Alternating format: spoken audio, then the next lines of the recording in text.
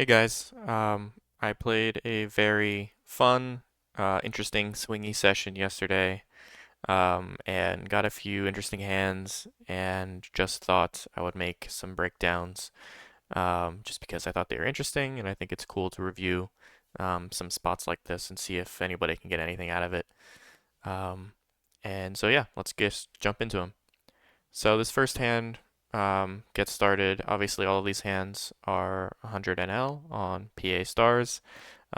We pick up pocket fives on the button, and it folds to us, and decide to open to 2.5, obviously.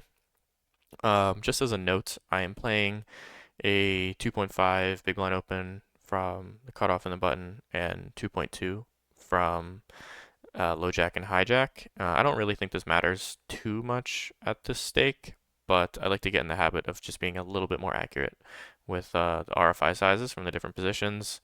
The theory behind this is a little complicated to get into right now. I might save that for another discussion at some point. But yeah, just opening a 2.5x from late position. And we get a call from the big blind, this Hamburglar player, off of around 140 big blinds effective. Just a couple of reads on this player. This guy I actually had marked as like a tight, like fish, nitty player for a while, just like constantly showing down winners and being very passive.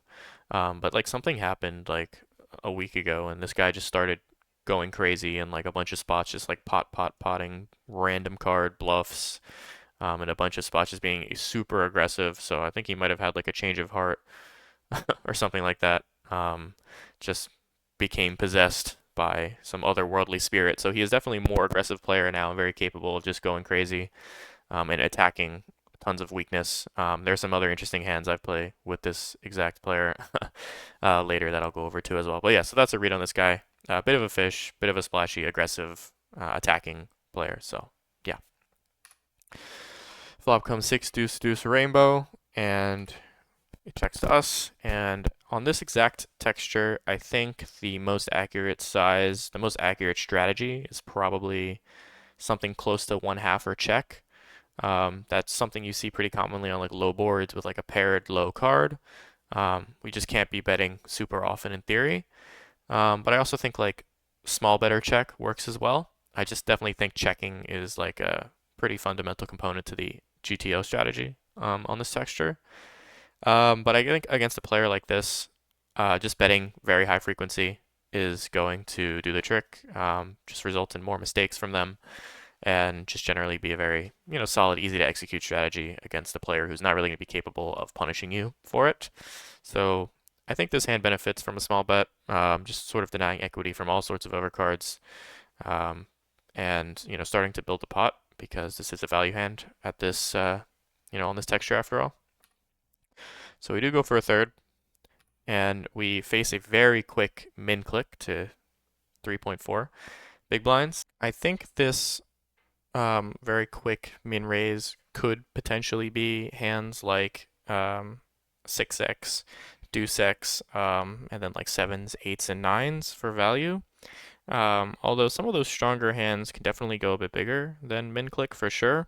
Um, this player is obviously quite the like bluffy attacking player, so I also expect like, at least the correct frequency of bluffs.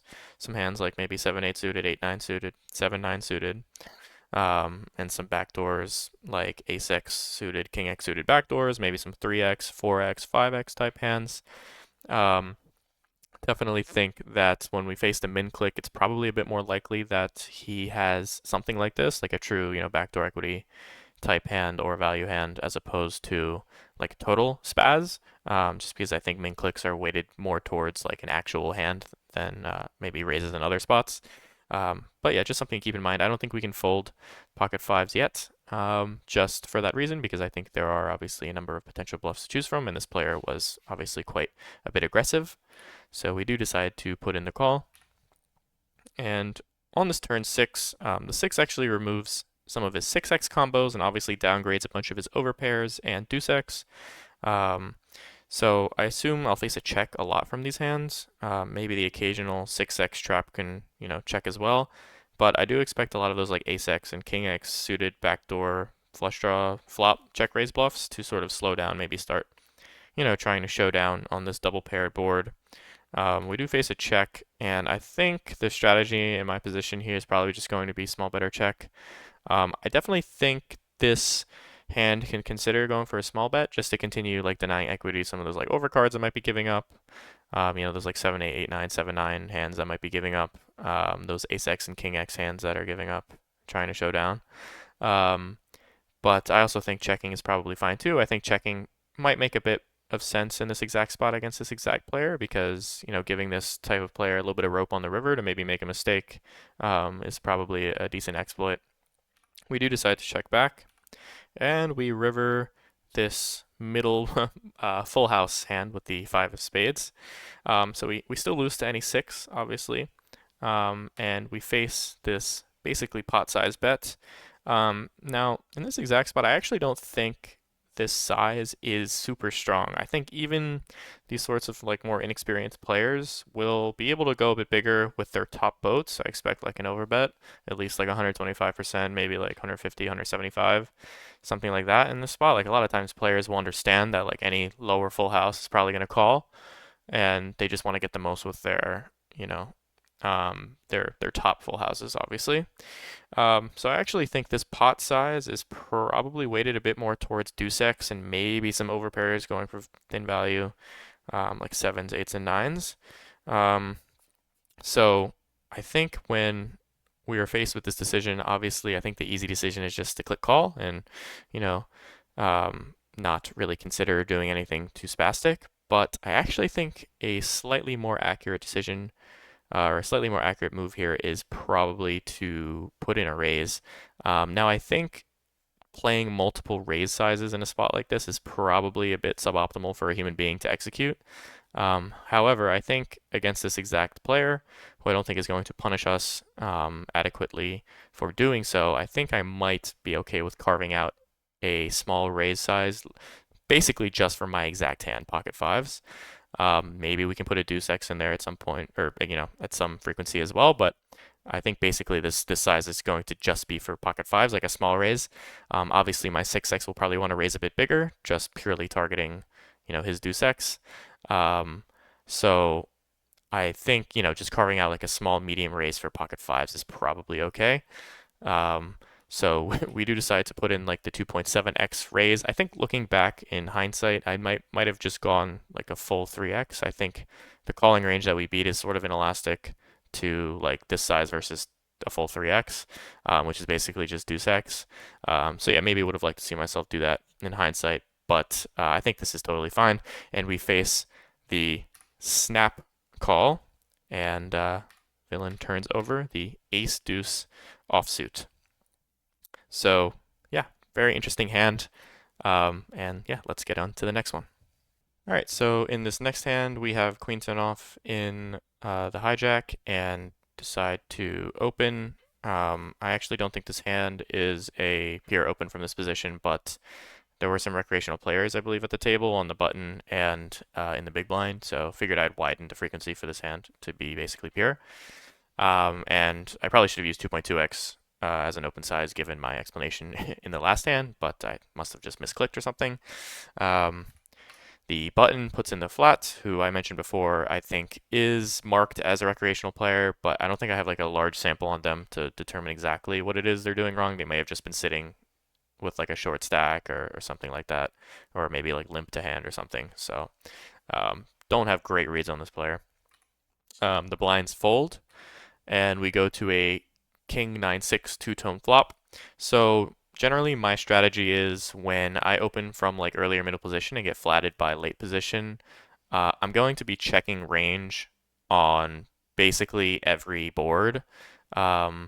This is a simplification that I actually recommend for a lot of players because obviously it's very easy to execute a check on every texture. And also it lines pretty closely with the actual theoretical strategy on just most textures in general. When you get a flat from late position or the button, typically the range is actually quite condensed and strong. They're going to have a lot of pairs that could potentially flop sets. They're going to have a lot of like suited Broadway hands. They're going to have a lot of like bunched equity hands, especially on textures like this with like a high card or an ace. Like I know a tricky texture that a lot of people make mistakes on is like an ace high, like say it's like ace 10 5, you know, two tone or rainbow or something like that, and you open from early position, get flatted by the button, like the solver just checks range out of position. So definitely keep an eye on your c-bet out of position frequencies here. And in fact, I think just checking range is totally a fine option on basically every texture, and then playing your whole range is like a check raise or check call or check fold, obviously. So I do decide to check in this position. I do think we could probably just bet against like the recreational player type here because I don't think their range is like as potentially condensed around strong hands as it should be. They're obviously going to be making mistakes with like their calling, range pre-flop and, when I check to them on the flop, things like that. But I think like a small bet here works as well against this exact player. I definitely wouldn't do that against like a regular. I would be playing my like simplification strategy. But I think in this spot, I just decided to go for the check, just as a pretty easy strategy to execute. And we do face the check back. So I'm already thinking about like hands in this range that flats the button and checks back on this flop. So I'm thinking like, pairs like sevens, eights, fives, fours, threes, maybe even. Maybe some like suited ace X. Some like Broadway type hands, maybe they have like a gut shot or like an ace high type hand that doesn't necessarily want to blow up the pot right away. And I expect like the spot, or in theory, like when the button's checked to here, I believe it's fairly polar already, deciding to bet, because obviously you risk, reopening the action, getting check raised by early position. So I expect the strategy to be fairly polar, which is why you start to see a lot of some of these middling hands start to, obviously check back and try and get closer to showdown. And I think the, correct optimal strategy is probably something like a really big bet in position when check to on a board like this. But we do face the check back from the recreational player, and turn is a nine of spades. So I definitely think he can turn some 9x. Obviously, like there's 8-9 suited, 9-10 suited, maybe like Jack-9 suited or something like that. That would flat the button and check back the flop because they have middle pair. They don't want to blow up the pot. So I do think he turns 9x at some frequency, but I also think I'll turn 9x here, obviously, because I'm checking my whole range on the flop. And additionally, I don't believe like a recreational player type to be like protecting the range that they check back enough in spots like this. So I think just starting to bet and being aggressive is totally fine here, both in theory and in practice against like this exact player. Obviously, we have a gut shot, we have a club, we block some of the continues. We have some backup equity if we get called. We can river a straight, obviously. Our hand makes like a decent bluff on some runouts as well, like a club. And I think just like generally we have good properties for betting, and I'm trying to be more aggressive in this pool. So I do decide to just go for like a 3/4, 2/3 size, which I think is correct for this hand, and basically the only size I'm going to play on this turn, just like 75 or check. And we do face the call. So now when we don't get raised, I believe a lot of 9x probably raises just to deny equity from like the hand I have, like a gut shot, or maybe like a flush draw or something like that. So I don't think there's like tons of 9x that just flats, but it's definitely possible.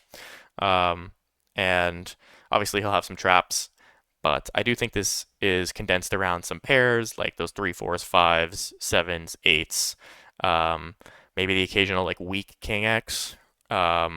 And some like maybe like some 7-8, like Jack 10 and Queen 10 and Queen Jack, stuff like this. So we go to this King of Spades river, double pairing the board, which is very interesting.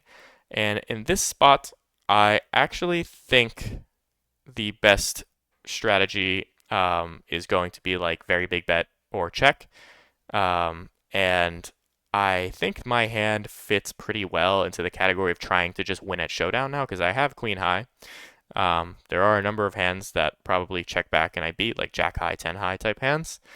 And I also think, given how capped and how underdefended I think this line is from the button, I think there's actually a fairly high proportion of hands in the range that actually get extremely counterfeit by this run out. So I'm talking hands like, sevens, eights, fours, fives, sixes, this type of thing. Or sorry, not sixes, obviously.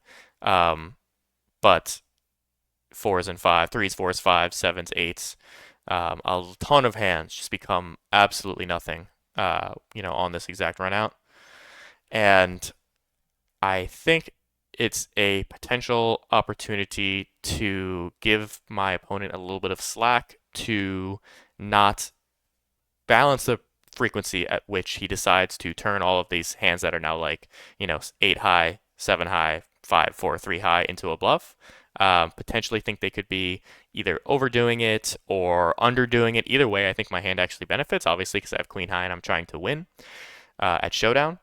So I actually think this is a good spot to remember for a lot of people who get these sorts of, when you get a run out like this, when your opponent has a lot of pocket pairs in their range and then the board double pairs, instead of like maybe like if you have a hand like ace high, like blocking for thin value or something, or maybe like some sort of like if you had pocket tens or jacks or something like that, instead of going for like thin value yourself, I actually think it outperforms to check a lot and allow your opponent to potentially make a frequency mistake with all of their like counterfeit bluffs, and then just allow you to pick off like a ton of bluffs really easily. So I think this hand sort of falls into that category. So we do decide to check and extend our opponent some rope, and we face this 75-ish percent pot size bet.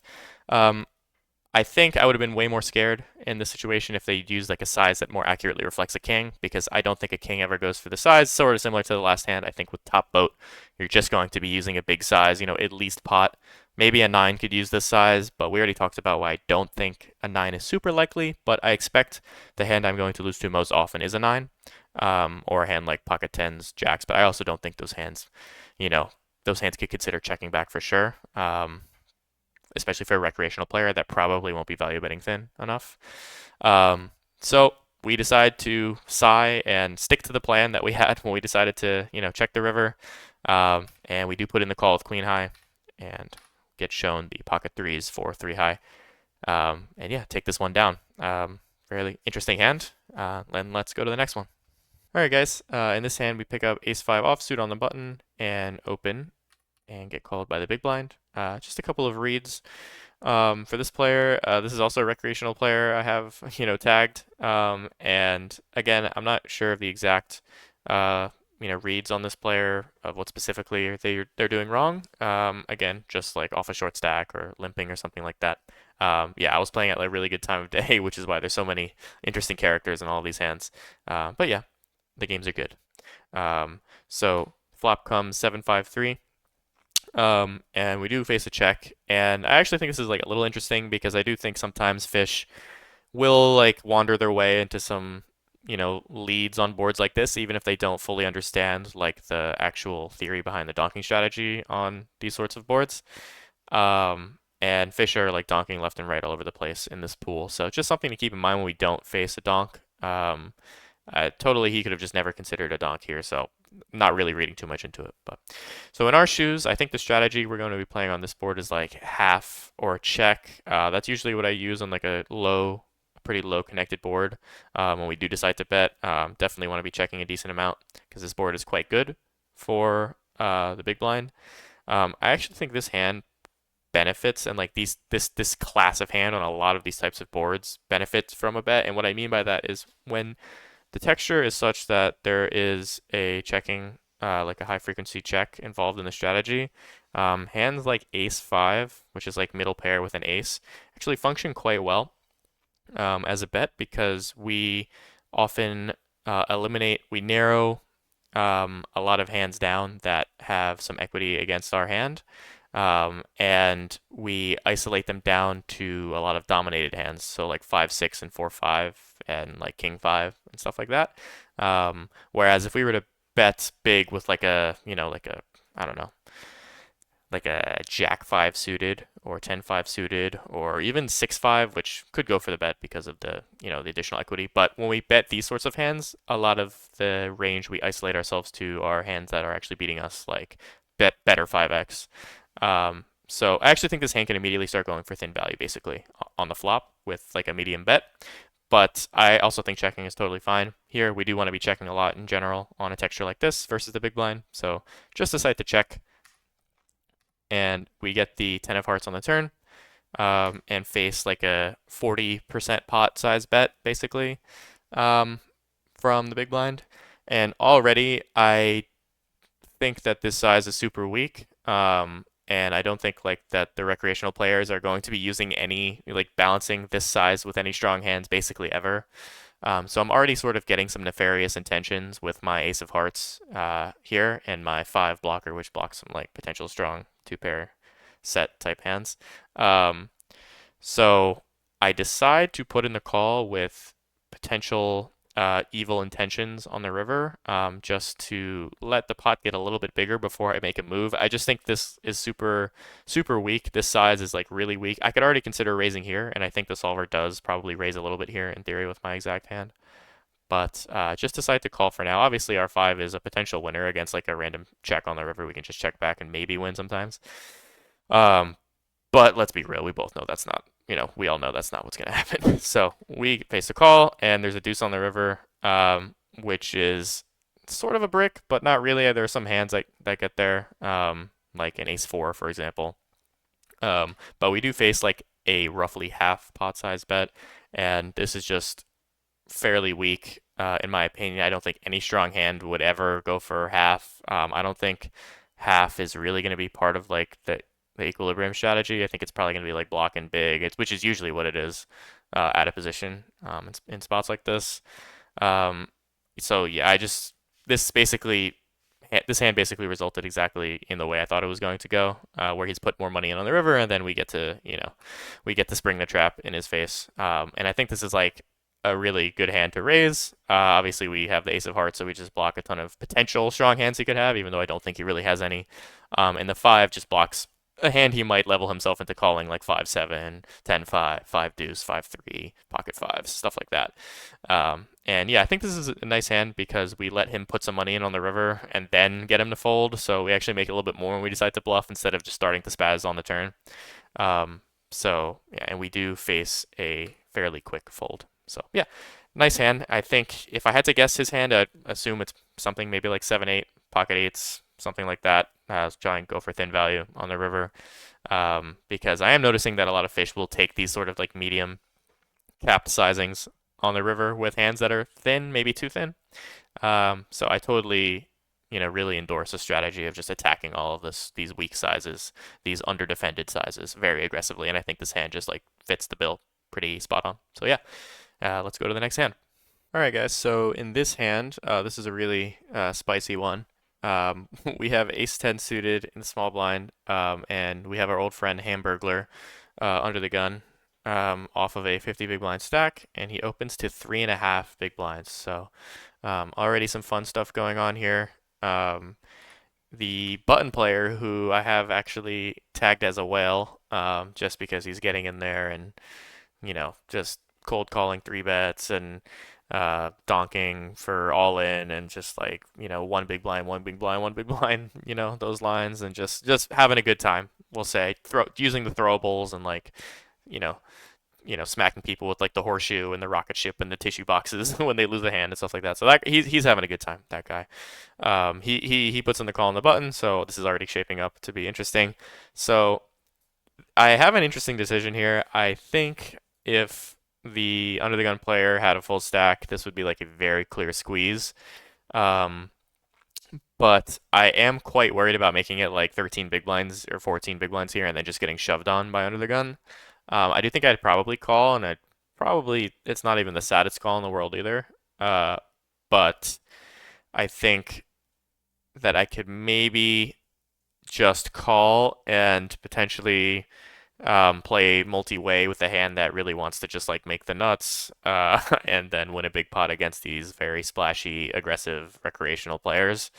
Um, so yeah, I feel like I was a little bit handcuffed here, and obviously, by the 47 or 50 big blind stack, just having such a clean shove if I squeeze with like a ton of hands, um, I felt a little bit like my options were cut off here. So I figured a flat wouldn't be the end of the world, especially with like our hand being very strong, very playable, even out of position, against two very splashy players, very aggressive players. Another thing is like if I flat and the big blind potentially squeezes, I could call against the big blind if like under the gun doesn't go all in, um, because we're a bit deeper than obviously like the 50 big blinds. So it still has some playability that way. Um, and of course, if like I let the big blind in, just playing a bigger pot with this sort of hand class is not the end of the world. Playing more multi-way just because this hand is basically looking to make the nuts, or like a really strong hand, and then to feel comfortable about putting in chips. So I think a flat is okay, which is what I decided to do, but I really wouldn't recommend this. And I really just wanted to play multi-way with these players and just get in there and see what happened. And yeah, it felt a little handcuffed to go for the squeeze, but I also think a squeeze is probably fine. The big blind does come along. By the way, the big blind is a reg, I think, on the tighter side potentially. I think his like 3-bet stat is a little bit low, but yeah, I think a reg. And the flop comes deuce 3-4. I'm not going to play any leads from the small blind. I check. The big blind actually thinks about it for a little bit, and then decides to check as well. And back to Hamburglar, who puts in the basically pot size bet on the flop. The button folds, and I have a decision again. So I think that if the big blind was not in this hand, I'd have like a fairly clean just shove and go with it with our combo draw, to the nuts, nut flush, and obviously, to the 5 high straight. But if I raise to like, 50 or something, I can get. It's still not the end of the world if I get shoved on by like the big blind, but I I don't know. I felt a little bit like raising was a little incoherent given how that I'm still over 100 big blinds deep with the player whose range hits this board the hardest. Um, and although we are in good shape against basically any hand he could show up with, so I think maybe in theory I just play maybe in hindsight I should just play shove. Um, but I was a little thrown off by this in the moment, and also this pot size bet from the under the gun very aggressive player, I think could be full of total trash, by the way, because this player is quite aggressive, and will put you in a lot of spots on a number of runouts. As I was mentioning before, he was just like attacking weakness very aggressively. Um, so I think when I shove a lot, he will fold all of those hands that I could potentially collect bluffs from at some point.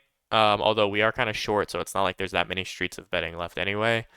It's a bit of a tough decision. I think in hindsight, I lean just shove and just get it in and basically argue that I'm any two cards the big blind could show up with, even like, I guess 5, 6 of diamonds would be like the worst potentially, but and then of course my flush draw is still live. So, um, yeah, I think shoving probably plays best in hindsight, even though the under the gun player is quite bluffy and the big blind is uncapped. But I do decide to just make the call. And also part of my rationale is that if the big blind player folds and then there's like 40 big blinds in the pot, and we check, like we say we turn a strong hand like a flush or a straight, we check, and then the under the gun player checks back, like on the river, I will be able to shove for like a normal size, like just under pot. So it's not like I'm not going to be able to get all the chips in when we do make a strong hand. If that wasn't the case, potentially would be more inclined to shove anyway, in this spot, because I won't be able to get the max from Hamburglar basically when I do make a strong hand. So yeah, do decide to call, and very interested to see what the big blind player does, and he does decide to fold. So we are off to a turn after calling the pot-sized c-bet into 3 players by Hamburglar on the flop. The 3 is, not really. It's not really a dynamic changing card. It's basically a brick. I think when Hamburglar pots the flop, he's saying he has like an overpair or like 5, 6. Maybe it's good because he has less combos of pocket 3 specifically, because I also think he could maybe just pot like a set like that on the flop into multiple players. But basically a brick. It's worth noting that if he did have 4s or deuces, I'm drawing dead now. But for less than pot, I don't think, like if I were to face an all in here, I don't think I should consider like my equity, against those few combos of like boats and quads basically as like a deciding factor. Um, but yeah, we do check again out of position and we get the check back. And I actually think this is very interesting because if he had a hand like an overpair, like, even fives through aces, basically, I think all of these hands could just consider shoving for less than pot on the turn here because I will have flush draws, I will have 5x, I will have like, it's ace x gut shots or whatever. I will have my own overpairs, by the way. I think like good proportion of my range when I call the pot size bet on the flop is my own hands, like, sevens, eights, sixes, fives, especially when I flat the small blind because like a lot of those pocket pairs are in that range. So I think it makes a lot of sense for some of those better over pairs to just shove the turn for less than pot. Um, and we do face the check back, so I'm already thinking that that's sort of interesting. In the river is the nine of spades, and I don't think we really have an option here other than to check and try and win against some random give up that he might check back, because ace high is obviously a hand that can just beat all of the spazzes that he potted the flop with, although unlikely that he has a spaz when he pots into 4-player or 3 players. We do win sometimes when he decides to give up. So we do decide to check. And we do face the all-in for just under pot. And I am put into the blender here in this spot a little bit. Now, this player is super aggressive and super bluffy, or has been lately at least, as I mentioned already. And so that's already, making me consider this hand as, potential good spot to look him up. Obviously, it's not ideal as we could have some overpairs still, some trappy hands, potentially, although I think most of that is just going to shove the river at least. Um, I think we're like extremely capped in this line. Obviously, I think this ace high hand is actually fairly high up in our range once we don't, shove the river. We can have fives through eights, I guess.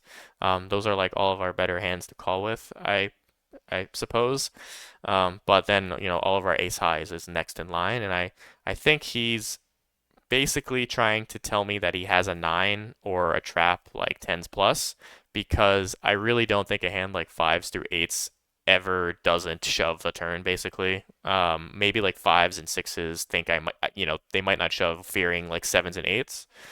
Um, but he's repping extremely thin with the shove. I also like if you combine the fact that he didn't shove turn with the fact that like fives through eights, um, might not pure shove this nine high river, this nine river, which, because now they're only like second pair.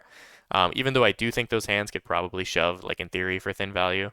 I just don't think like while I do think he's over bluffing, I don't think he's going to be like over thin value betting, which is like obviously, harder to do. Um, so just another consideration. He's basically telling me he has a 9x or like a trap, and I'm trying to evaluate my blockers. Like I think I don't think we block many bluffs because I do think all of those flush draws probably just shove the turn.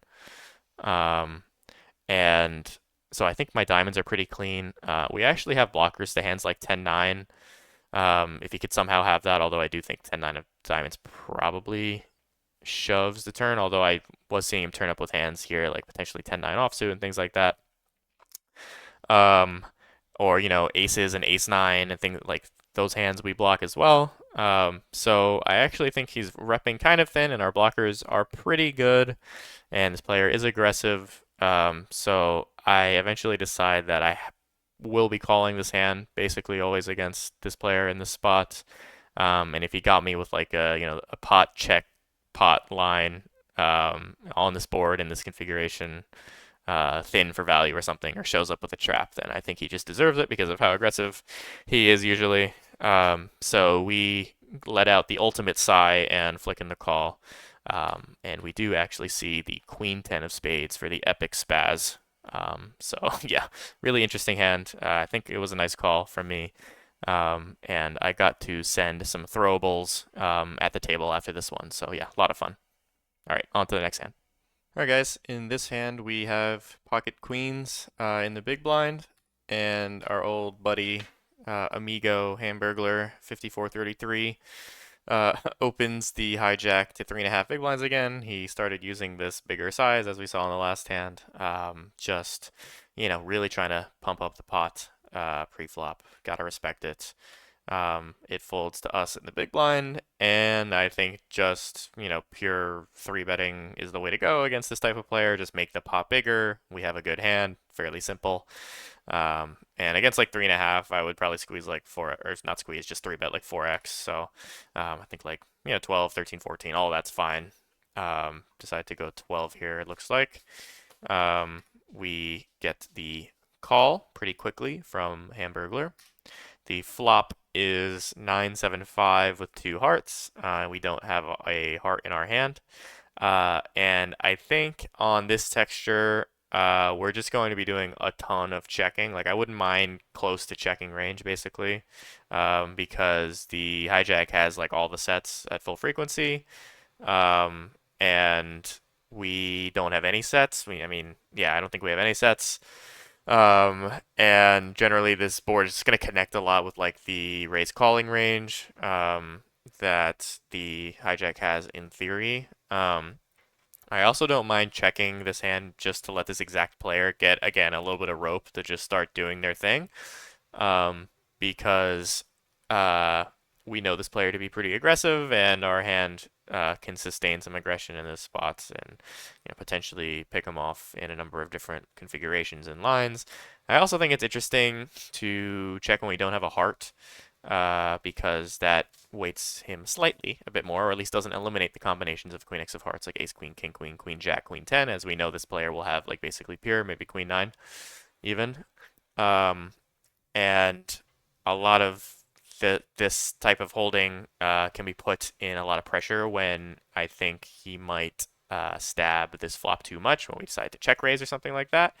Um, but yeah, I think we should basically just mostly always check our overpairs, at least, pocket queens in this situation, as I'll be checking like a ton with my range. I think when we do bet, we could probably bet like a medium size. Um, but yeah, just going to be doing a ton of checking in this exact spot and against this player because I think that'll be pretty effective. So we do check and we face pot on the flop, and I think that versus pot, our hand basically functions well as just a shove, especially without the heart, because we wanted to like be accomplishing something against his queen x of hearts hands, be like making them basically indifferent, which I think, given the pot odds, like ace queen of hearts is at least close to indifferent. But yeah, we want him to be, stabbing these like flush draws and then shoving on them to just put them in a spot. Although I think he's probably just gonna snap off all of his flush draws pure. But yeah, aside from, flush draws, he's gonna be calling with like hands that he still have like a 9, like 10-9 suited, ace 9 suited, pocket tens, pocket jacks. Just I think there's like a decent number of combos that he could have that we just get very clean value from. So yeah, I do decide to shove. I think maybe against a smaller size, we could have potentially raised to like a 2e size just to get it in on the turn. But versus pot, I think we're always just going to be shoving here, like queens, kings. Maybe like aces with a heart, we can just call because it's a bit less likely that he has anything at all that's worth defending, that's worth protecting against. But yeah, we do just decide to shove and face the snippety snap from well, I guess it doesn't show it yet, but pocket tens with a heart. So yeah, basically accomplished exactly what I wanted to accomplish in this hand by just getting value from another overpair. And it's interesting that the run out was king of hearts, ace of clubs, as I don't think any more money would have gone in. So yeah, I really do think we got the max here, and goes to show that being balanced in our checks on these boards that are good for the caller pre-flop is helpful because we do get to check shove some of these strong hands. And yeah, and win big pots in on runouts that we otherwise would not have won a big pot in. So yeah, we get the best of Hamburglar again this time. So yep, on to the next hand. Alright guys, welcome to the last hand of the video here. It wouldn't be a hand review session if we didn't end with a little bit of fireworks, so saving the spiciest for last. We pick up Ace King off in the small blind, and the button opens to 2.1 big blinds. We 3-bet to 10 as we'll do pure, and the button makes a call. So a couple of reads on this player, Agrinya. I have him tagged as like a very aggressive player. He's like 3-betting way too much pre-flop. He is not giving up enough post-flop, so bluffing a lot, calling a decent amount post, like being pretty sticky. Just really likes to be aggressive and active and doesn't like to fold or give up or be passive.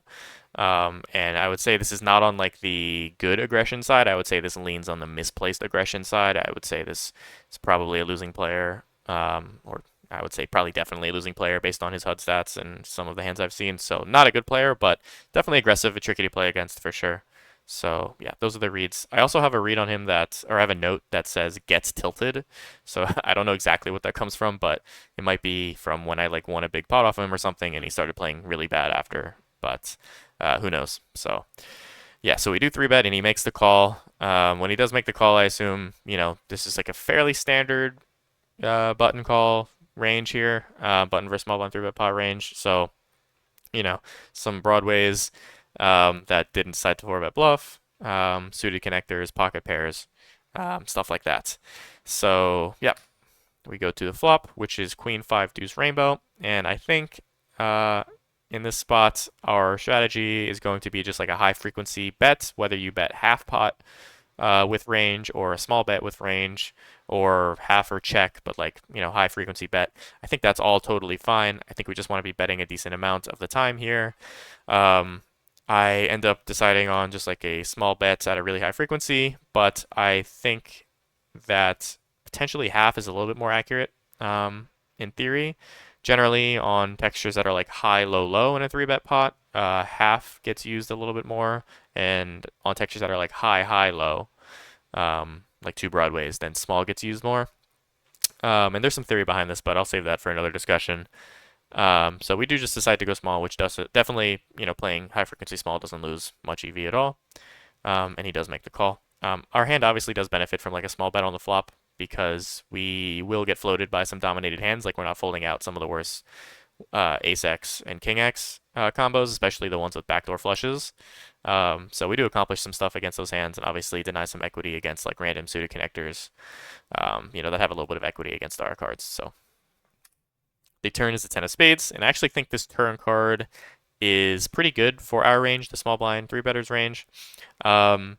I don't think the button will turn that many strong hands on the 10. Obviously, he might have some 10s and some queen 10, but I think queen 10 suited and pocket 10s actually 4-bet pretty often, or at least some of the time. But he will have queen 10 and 10s. But I also think I turn 10s, I turn queen 10 suited, and I still obviously have aces, kings, and ace queen. And obviously pocket queens as well. And I don't think that the presence of this 10 on the turn really downgrades the aces and kings region of basically just being the nuts, or for all intents and purposes being nutted after we don't get a check raise on the flop. And after he doesn't check raise the flop, I'm weighting him a lot towards like pocket pairs, obviously like threes, fours, sixes, sevens, eights, nines, basically. So yeah, that's one thing. Obviously, you can have some queen X as well, and some of those like backdoor flush draw floats. Maybe even a hand like ace king will float. So yeah, those are the types of hands that I'm thinking he has a lot. And as a result, I think our hand wants to, I think our range is going to be betting quite often because this turn is pretty good. And our value hands are still, thick value hands. They still are really good to barrel off looking to get stacks in, so like aces, kings, and ace queen. So if we want to be betting all of those hands for value, obviously we're going to need some bluffs as well, and I think our exact combo of ace king with the spade here, with the ace of hearts, king of spades, is probably like the best one of the best combos, I would say, for barreling turn here as a bluff. Um, one thing that's immediately evident is that, on a Jack River, we will make Broadway, obviously, so we have a little bit of equity there against the calling range. But I think more importantly, our Ace of Hearts and King of Spades actually have really good unblockers, like unblocker qualities, to the range of hands that I want him to fold the turn with. So when we bet the turn, we want to generate folds. That is the goal of a hand like Ace King. On this board, obviously. Even if that means he's folding hands that are worse than Ace King. Just we want to keep the proportion of his range that are flop calls and turn folds intact as much as possible, and try to not interact with that range with our cards. With the King of Spades, I think a lot of the combinations that in his range that contain the King of Spades after that call flop probably have two spades. And I don't think many of these hands are, folding turn to like the size that I would bet for value, which is, like anywhere from like half to 2/3 pot. So obviously a lot of those King X of Spades are going to be calling the turn in his shoes. So I don't think the King really interacts much with the folding range. And I'll talk a little bit more about what that folding range actually is in a moment. But I also think our Ace of Hearts, specifically the Ace of Hearts, does not interact much with the folding range at all either. And I think that like Ace King off with the Ace of Hearts is a lot better of a barrel than say Ace King off with the Ace of Clubs or the Ace of Diamonds or yeah. And this is because the folding range is going to be heavily comprised of some backdoor flush hands that float the flop and fold the turn. So that would be like Ace X of Clubs, Ace X of Diamonds, etc. And or even just some Ace High floats, for example. So like I don't think that a hand like Ace Jack, for example, like an Ace Jack offsuit with like the Ace of Hearts can just float the flop super often without the backdoor flush draw. So a lot of those hands then don't appear in the folding range on the turn, for example. But that's a little bit more nuanced. Generally speaking, the good heuristic to use here is that the Ace of Hearts doesn't appear on the suit of my ace does not appear on the flop. If it was the Ace of Diamonds or Clubs, obviously it would be a little bit less good to barrel those hands, blocking some of the folding region on the turn. And this might seem like a really small piece of minutia, but it actually does matter a lot as ranges start to get a little bit more condensed. It matters to like be blocking some strong hands, but also to be unblocking the very easy to pinpoint range of hands that call the flop and fold the turn. So yeah, that's why I think the Ace of Hearts is quite good. And so we are going to barrel this hand basically 100% of the time. And I will be using the size I would use for value, which is like roughly enough to set up like a pot size river bet. I think 2E is probably a little bit more accurate, but I decided to go like 2/3 in the moment, 20 into about like 34. And Igrinya thinks for a little bit and puts in the call. So now we get the 4 of spades on the river, and I think that it should become pretty clear to everybody pretty quickly that this combo is going to have to shove as a bluff. We are going to river a ton of flushes. Obviously, we're going to still have like sets that are probably still strong enough to go all in. Maybe even like aces with a spade. So we're going to have a lot of shoves for value in this spot, and we're going to need to find bluffs. And I think the bluffs are going to become coming from the combos of Ace King and King Jack and Ace Jack that barreled the turn because they contained a spade and didn't interact too much with the folding range on the turn, which, obviously a hand like Ace of Hearts, Ace of Hearts, Jack of Spades, King of Hearts, Jack of Spades, or like suits reversed for those things like Ace of Spades, King of Hearts. Basically, we want to have a spade, and ideally we don't want to have we're not going to have much of like the diamond and club on the turn because we won't be barreling those at super high frequency because obviously, as I mentioned before, the heart makes like a better card to barrel on the turn. So with all that being said, I think this hand is just like a pretty slam dunk river bluff. We do block a lot of the flushes he might show up with, like the King X of Spades, and obviously I think the Ace of Hearts is like a completely clean river unblocker. I think if he still has the ace, it's a hand like Ace Queen, which could just consider calling like ace queen, especially with the queen of spades, could just consider calling river. So I think basically the ace only really interacts, or basically does not interact with the folding range at all. I think the folding range is going to be hands like maybe you know uh like 10-9 suited potentially. Maybe like sixes, sevens, eights, nines. Still, he could have some of those. If he still has jacks somehow, I think that's probably a fold as well. Maybe, I don't know if any queen X can fold, but he will just have like a lot of pocket pairs. Some turned 10x. He might even float like 5-6 on the turn, or like ace 5 suited. So that's what the folding range looks like a lot. And I think our hand unblocks that pretty well and targets those hands pretty effectively. And I just think that this bluff is basically just going to be printing. It's just like a fantastic combo to bluff with. And I checked the solver, and it actually does generate EV as a bluff. Like, it's a really pure triple off in this line on this run out. And we're making like 2 chips by shoving here, which is actually really good for a bluff.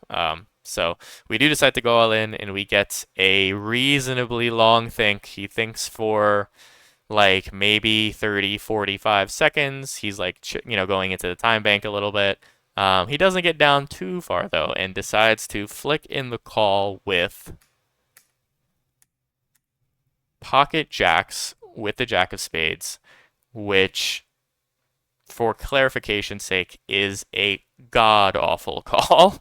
But, maybe he got a timing tell, he had a read on me or something, or maybe he just truly hates folding any hand that's a pair. But this hand is certainly not a call for a number of reasons, mostly being that Queen X is just strictly a better call than Jack X. You don't want jacks because they heavily interact with like Ace Jack and King Jack, which are my bluffs. Like the Jack of Spades blocks 2 combos of value, which is like King Jack of Spades and Ace Jack of Spades. But having 2 jacks blocks infinitely more combos of bluffs, so the jack is actually quite bad. Both jacks are quite bad to hold. And like a queen is way cleaner. I think even a hand like sevens, eights, or nines with a spade is like a much cleaner bluff catch than pocket jacks with a spade. So I took a look at the solver in a configuration where he did have pocket jacks that didn't 4-bet pre, and I think the call loses something like 50 chips or something. Like it like 50 big blinds. It's really bad. But credit to him, he made the right call. He's a splashy player. Sometimes the aggressive players that don't like to fold get rewarded. So I'm really happy with this hand. I think I played it really well, and trying to make sure I find more of these triple off lines correctly with the right combos going forward in this pool. And yeah, I think I might not be bluffing this exact player as much in the future, but definitely happy with this hand and continuing to be aggressive against the pool in general. Because it is working in other places. So, all right, that is the end of this hand review session. I hope everybody enjoyed and potentially got something out of it. If you have any questions about any of the hands, feel free to write me a message. And yeah, maybe I'll do some more of these in the future. Maybe I'll do some like live play content next, because I think that's also a pretty interesting format as well. All right, thanks for watching. Bye.